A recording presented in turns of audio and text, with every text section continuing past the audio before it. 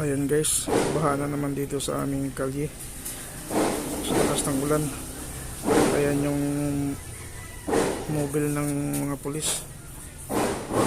Hindi na makadiretso sa unahan kasi mas malalim ang tubig.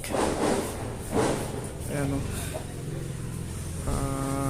Sasampa sila dito sa gilid para backing. At hindi nila kayanin yung tubig sa unahan, mas malalim doon. Ayan o. Mahirap talaga dito sa aming kalye pagkatagulan.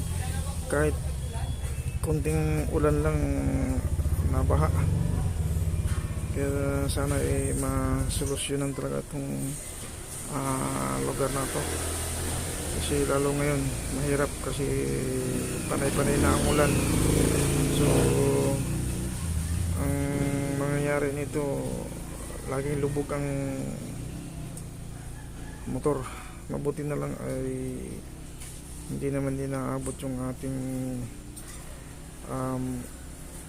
bahay. So ayan na, nagbacking na sila. Atras na dahil hindi kayanin yung lalim ng tubig. Mabuti na lang tumila na yung ulan. So hindi na madagdagan pa yung lalim ng tubig. Pero issue talaga itong lugar na ito pag naulan. Parang ilog na sa lakas at lalim ng tubig. Ayan, tingnan mo yung mga naglalakad oh. Talagang malalim ng tubig eh. Mas mababaw pa to dito kaysa dun sa may unahan. Kaya yung patrol hindi na tumuloy dun sa may unahan kasi mas malalim doon. Ayan oh, yung mga naglalakad na yan oh. Hanggang hanggang tuhod na yung tubig. Lalo pa doon sa unahan talaga, mas may malalim doon. Kaya mahirap. Sana talagang masolusyonan tong problema dito.